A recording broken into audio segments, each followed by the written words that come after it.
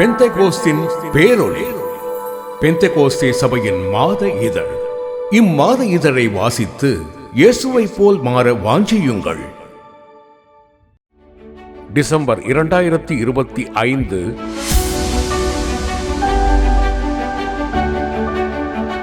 ஆயத்தமாய் இருங்கள். மற்றும் ஒரு ஆண்டு நம்மை விட்டு கடந்து போய்கொண்டிருக்கிறது.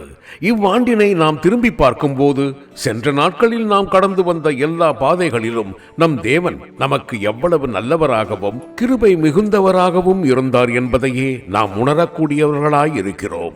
நாம் அநேக விஷயங்களில் தவறுகிறவர்களாய் இருந்த போதிலும் அவர் மாறாதவராயும் நம் பேரில் நீடிய பொறுமை உள்ளவராயும் இருந்து நம்மை வழி நடத்தி வந்ததினாலேயே இம்மட்டும் நாம் நிர்மூலமாகவில்லை. இவ்வாண்டின் கடைமுனையை வந்தெட்டி இருக்கிற நாம் ஒவ்வொருவரும் தேவரீர் அடியேனுக்கு காண்பித்த எல்லா உண்மைக்கும் மாறாத அன்புக்கும் நான் எவ்வளவேனும் பாத்திரன் அல்ல. ஆதியாகமம் 32:10 NLT என்று மாத்திரமே கூறத்தக்கவர்களாய் இருக்கிறோம். ஆகவே நம் தேவன் நமக்கருடைய சகல நன்மைகளுக்காகவும் நன்றி நிறைந்த உள்ளத்துடன் நாம் அவரை துதிப்போம் ஆக. ஓர் ஆண்டின் முடிவை நோக்கி நாம் விரைந்து சென்று கொண்டிருக்கிறோம் என்பது உண்மையே. ஆயினும் மறுபக்கத்தில் நம் ஜீவியத்தின் முடிவை நோக்கியும் நாம் துரிதமாக சென்று கொண்டிருக்கிறோம் என்பதை நாம் மறந்துவிடலாகாது. இவ்வாண்டின் முடிவையும் மற்றும் ஒரு புத்தாண்டின் துவக்கத்தையும் வெகு விரைவில் நாம் சந்திக்கப் போகிறோம் என்பதே நம் பொதுவான எதிர்பார்ப்பாய் இருக்கிறது. ஆனால் இவை இரண்டிற்கும் முன்னதாகவே கர்த்தருடைய ரகசிய வருகையோ அல்லது நம்முடைய மரணமோ தனிப்பட்ட விதத்தில் நம்மை சந்திக்க கூடும். ஆகவே நம்முடைய ஜீவியத்தின் மிக முக்கியமான நேரமாகிய அந்த மகிமையான வேலைக்காக நாம் எந்த நேரமும் ஆயத்தமாய் இருக்க வேண்டியது மிகவும் அவசியமாகும்.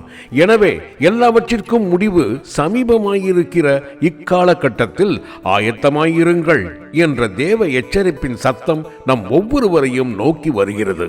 உலகிலும் சபையிலும் சம்பவித்துக் கொண்டிருக்கிறவைகளின் வாயிலாகவும் அதே எச்சரிப்பின் தொனி மீண்டும் மீண்டும் எதிரொலிக்கிறது. எப்பக்கத்திலும் இருந்து நம்மை நோக்கி வரும் இந்த தேவ எச்சரிப்பின் சத்தமானது நம் செவிகளில் வரவர பலமாக தொனித்துக் கொண்டிருக்கிறதென்றோ.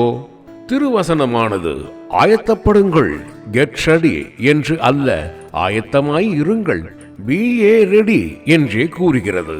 ஆயத்தப்படுவதற்கும் ஆயத்தமாயிருப்பதற்கும் இடையே உள்ள வித்தியாசம் யாது? ஆயத்தப்படுதல் என்பது குறிப்பிட்டதொரு காரியத்துக்காக அந்நேரத்தில் நாம் ஆயத்தமாகுதலாகும். மாறாக ஆயத்தமாயிருத்தல் என்பதோ அக்குறிப்பிட்ட காரியத்துக்காக ஏற்கனவே நாம் ஆயத்தமாகி அந்த ஆயத்த நிலையிலேயே அதற்காக எதிர்பார்த்து காத்திருத்தல் ஆகும். கர்த்தராகிய இயேசு தமது ரகசிய வருகையை குறித்து குறிப்பிட்டு நீங்கள் ஆயத்தமாய் இருங்கள், லூக்கா 12:40 என்று கூறுகிறார். அவருடைய ரகசிய வருகையில் எடுத்துக்கொள்ளப்படுவதற்கு நாம் ஆயத்தமாய் இருக்கத்தக்கதாக நம்முடைய அனுதின ஜீவியத்தில் நாம் ஆயத்தமாய் இருக்க வேண்டிய பல அம்சங்கள் உள்ளன. அவற்றுள் சிலவற்றை இங்கு நாம் காண்போம். அதிகாலைகள் ஆயத்தமாகி காத்திருத்தல். விடியற் காலத்தில் நீ ஆயத்தமாகி சீனாய் மலையில் ஏறி அங்கே மலையின் உச்சியில் காலமே என் சமூகத்தில் வந்து நில். யாத்திராகமம் 34:2 என்று கர்த்தர் மோசேயிடம் கூறினார். கர்த்தாவே, காலையிலே என் சத்தத்தை கேட்டருளுவீர், காலையிலே உமக்கு நேரே வந்து ஆயத்தமாகி காத்திருப்பேன். சங்கீதம் 5:3 என்று தாவீது கூறுகிறான். நமது ஆண்டவரை குறித்து அவருடைய புறப்படுதல் அருணோதயம் போல ஆயத்தமாய் இருக்கிறது. அவர் மழையைப் போலவும் பூமியின் மேல் பெய்யும் முன்மாறி பின்மாறியை போலவும் நம்மிடத்தில் வருவார். ஓசியா 6:3 என்றும் அவர் காலையில் மந்தாரம் இல்லாமல் உதித்து மழைக்கு பிற்பாடு தன் காந்தியினால் புல்லை பூமியில் இருந்து முளைக்க பண்ணுகிற சூரியனுடைய விடியற்கால வெளிச்சத்தைப் போல இருப்பார். 2 சாமுவேல் 23:4 என்றும் நாம் வாசிக்கிறோம். தேவ பிள்ளையே, இவ்விதமாக நீதியின் சூரியனாகிய இயேசு ஒவ்வொரு நாளும் அதிகாலையில் உன்னை சந்திக்கும்படி பலவிதமான ஆசீர்வாதங்களோடு உன்னிடத்திற்கு வரும்போது அவ்வேளையில் நீ என்ன செய்து கொண்டிருக்கிறாய்? பயிரிடுகிற ஒருவன் முன்மாரிக்காகவும் பின்மாரிக்காகவும் ஆசையுடன் காத்திருப்பது போல. யாக்கோபு 5:7 நீ அதிகாலையில் அவரை எதிர்நோக்கி காத்திருப்பாயாக. செம்மையான உள்ளத்துடனும் நன்றியுடனும் அதிகாலையில் நீ உன் வாயை விரிவாய் திறந்து அவரை துதிப்பாயாக. அப்போது உன் வாயை விரிவாய் திற, நான் அதை நிரப்புவேன். சங்கீதம் 81:10 என்று உரைத்திருக்கிறவர்தாமே உன் வாயை நன்மையினாலும் நகைப்பினாலும் கம்பீரத்தினாலும் நிரப்புவார். சங்கீதம் 103:5, யோபு 8:20-21.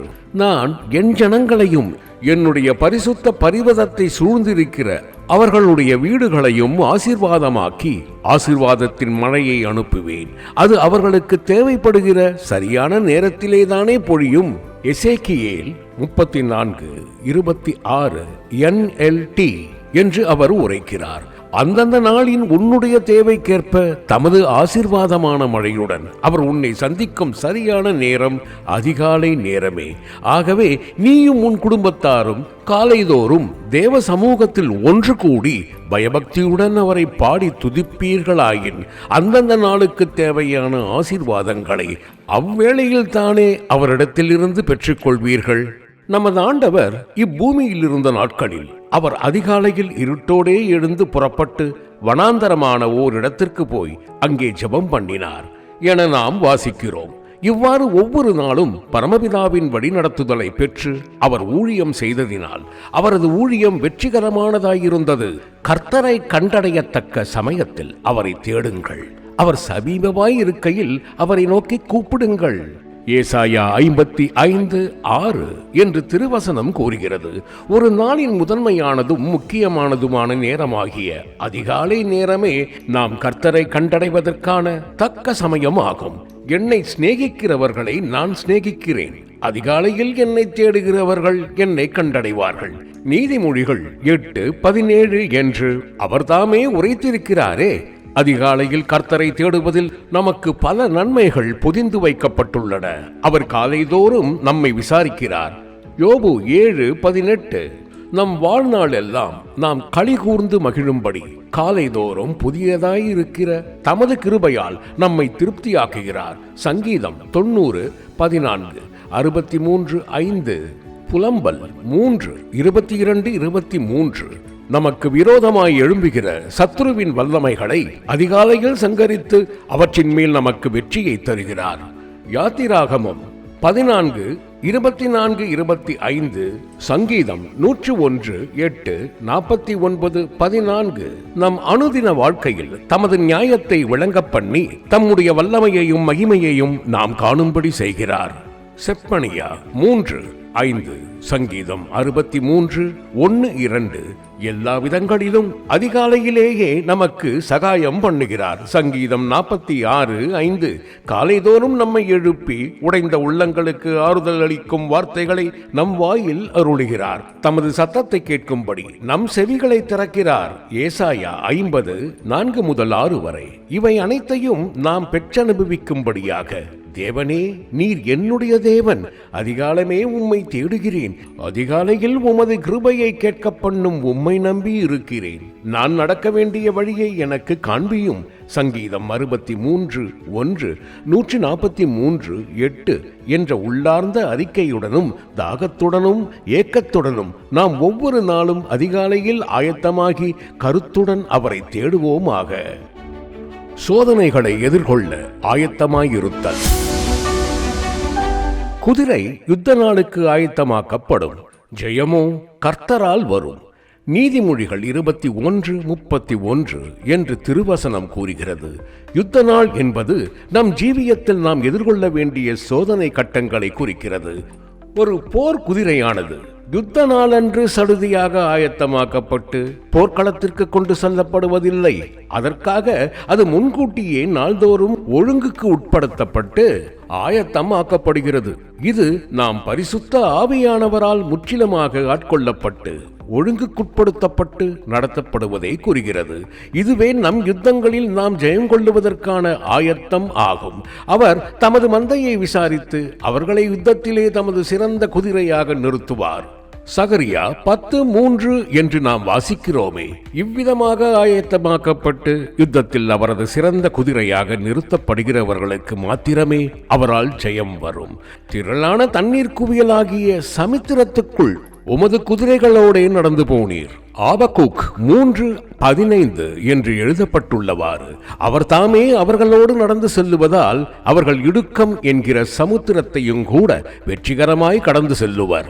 சகரியா 10:11 ஆவியானவர் தாமே மகா ஆழமான சமுத்திரம் போன்ற சோதனைகளிலும் அவர்கள் இடராதபடிக்கு அவர்களை நடத்தி ஜெயத்துடன் அவற்றை கடக்க பண்ணுவார். ஏசாயா 63:12-13. அருமையான தேவ பிள்ளையே, உன் வாழ்க்கையின் எல்லா அம்சங்களிலும் பரிசுத்த ஆவியானவரால் நடத்தப்படுகிற அனுபவம் உனக்கு உண்டா?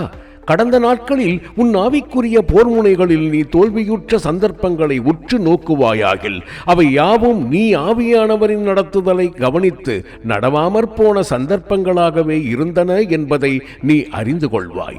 ஒவ்வொரு நாளும் அதிகாலையில் கர்த்தரை தேடுவதுடன் நீ நிறுத்திக் கொள்ளாமல் அந்நாள் முழுவதும் ஆவியானவரின் வழிநடத்துதலை கவனித்து நடப்பாயாகில் உன் செயல்களில் யாதொன்றை குறித்தும் நீ அந்நாளின் முடிவில் அது நான் என் புத்தி பிசகினால் செய்தது என்று வருந்த வேண்டியதிராது. ஏசாயா 30:21. பிரசங்கி 5:6. ஆவியானவரால் நடத்தப்படுவதே உன் ஜெயத்தின் ரகசியமாகும். கர்த்தரின் சிறந்த போர்க்குதிரையாக ஆயத்தமாக்கப்பட்டிருந்த அப்பவுல் நாம் நம்மில் அன்பு கூறுகிறவராலே முற்றும் ஜெயங்கொள்ளுகிறவர்களாயிருக்கிறோமே. தேவன் கிறிஸ்துவுக்குள் எப்பொழுதும் எங்களை வெற்றி சிறக்க பண்ணுகிறார். ரோமர் 8:37, 2 கொரிந்தியர் 2:14 என்று வெற்றி முழக்கமிடுகிறார். கிறிஸ்துவுக்குள் இருத்தல் என்பது அனுதினமும் பரிசுத்த ஆவியானவரால் நடத்தப்படுதலாகிய ஆவிக்குரிய ஜீவியத்தின் முதிர்ந்த அனுபவம் ஆகும். வேறெந்த மிருகத்தையும் போலல்லாது ஒரு குதிரையானது எப்பக்கமும் பார்க்கக்கூடிய சுழற்பார்வையை உடையதாகும். அதன் கவனம் பல திசைகளில் சிதறாதபடிக்கும் அது தன் இஷ்டப்படி அலைந்து திரியாதபடிக்கும் அதனை நடத்துகிறவன் அதன் கண்களுக்கு கண்மறைப்பான்களும் பிளிங்கர்ஸ் அதன் வாயில் கடிவாளமும் போட்டு அதனை தான் கொண்டு செல்ல யோசித்திருக்கிற திசைக்கு நேராக நடத்துகிறான். நமது ஆண்டவர் தமது சிஷியனாகிய பேதுருவிடம், நீ முதிர் வயதுள்ளவனாகும் போது வேறொருவன் உன் அறையை கட்டி உனக்கு இஷ்டமில்லாத இடத்துக்கு உன்னை கொண்டு போவான். யோவான் 21:18 என்று கூறினார்.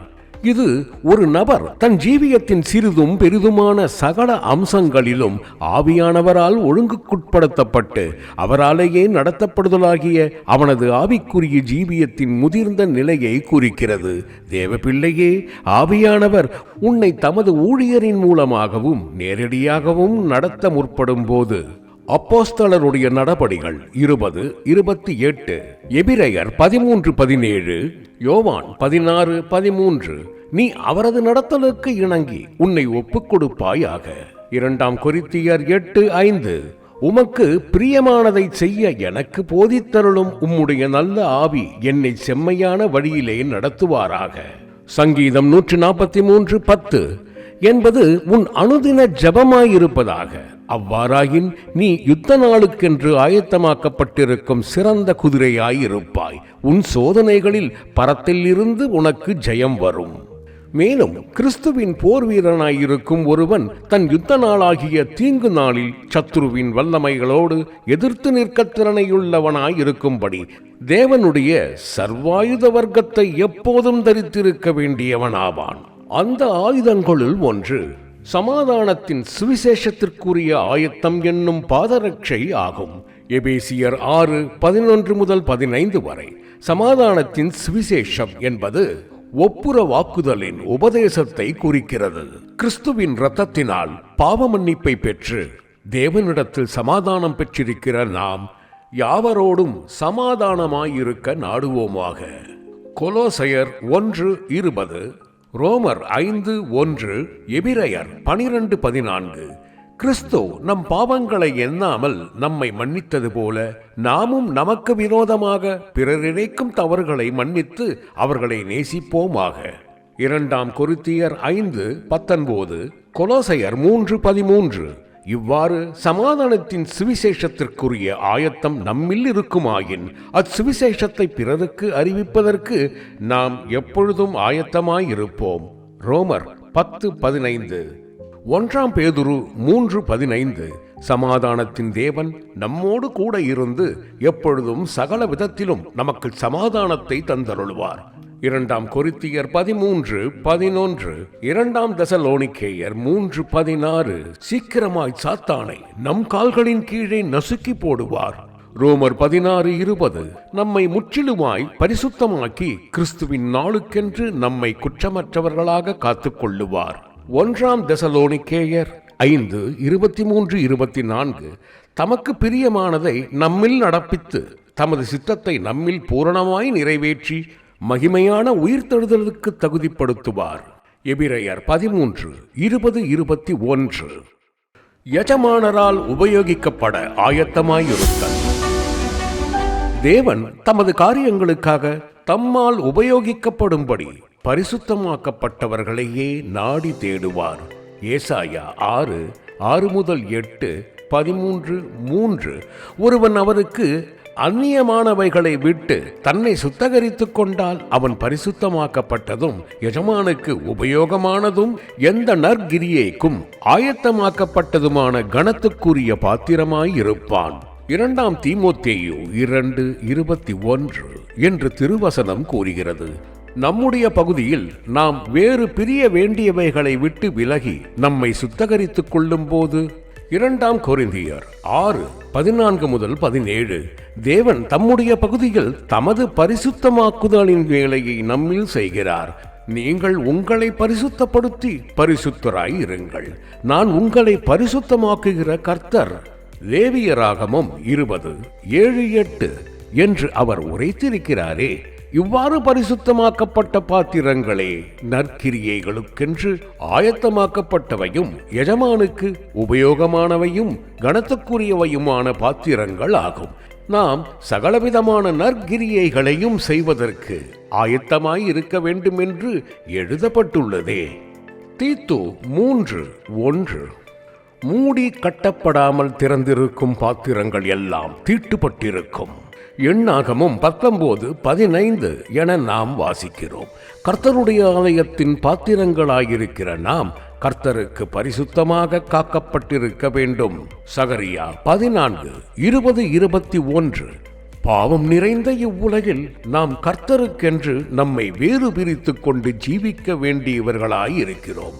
நாம் கர்த்தருக்கு பிரியமில்லாதவைகளுக்கு நம்மை விலக்கி காத்துக்கொள்ளாதவர்களாய் இருந்து கொண்டு அவரது சேவையில் வல்லமையான கருவிகளாக உபயோகிக்கப்படுதலில் மாத்திரம் கவனம் செலுத்துகிறவர்களாய் இருப்போமாயின் அது முடிவிலே நாம் நஷ்டப்பட்டு போவதற்கே ஏதுவாய் இருக்கும்.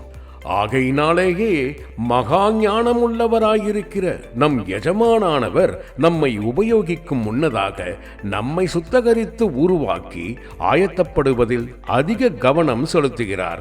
இவ்வாறு உருவாக்கப்பட்டவர்களாக நாம் செய்யும் ஊழியமே அவருக்கு பிரியமானதும் நீதியுள்ளதும் அவருக்கு உகந்ததுமாய் இருக்கும்.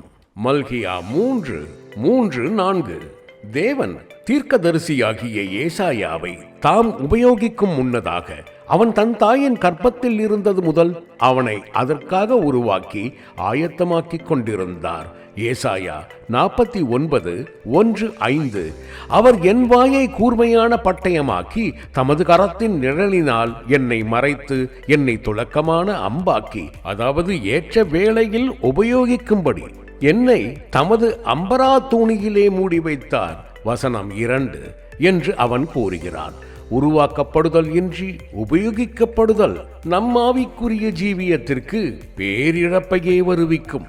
தேவபிள்ளையே, நீ உன் எஜமானரால் உருவாக்கப்பட்டு அவரது சித்தத்தின்படி உபயோகிக்கப்படும்படி அவரது கரங்களில் உன்னை முற்றிலுமாக அர்ப்பணித்து அமர்ந்திருப்பாயாக. இவ்வாண்டின் இறுதியில் அவர் விரும்புகிற பிரகாரமாக அவருக்கென்று நீ உன்னை வேறு பிரித்துக் கொண்டு என்னுடைய சித்தத்தின்படி அல்ல உம்முடைய சித்தத்தின்படியே ஆகக்கடவது. லூக்கா 22:42 என்ற அறிக்கையுடன் மீண்டும் உன்னை தாழ்த்தி அவரது கரங்களில் ஒப்புக் கொடுப்பாயாக. அவ்வாறாயின் நீ உன் எஜமானரின் மனதிற்கேற்றவாறு அவரால் உபயோகிக்கப்படுவதற்கு ஆயத்தமாக்கப்பட்ட பாத்திரமாய் இருப்பாய். அவரால் கனம் பண்ணப்படுவாய். மணவாளனை சந்திக்க ஆயத்தமாய் இருத்தல். நீங்கள் நினையாத நேரத்தில் மனுஷகுமாரன் வருவார், ஆகையால் நீங்களும் ஆயத்தமாயிருங்கள். லூக்கா 12:40 என நமது ஆண்டவர் கூறி சென்றிருக்கிறார். ஆயத்தப்படுத்துங்கள் என்று அல்ல, ஆயத்தமாய் இருங்கள், பி ஏ ரெடி என்றே அவர் கூறுகிறார்.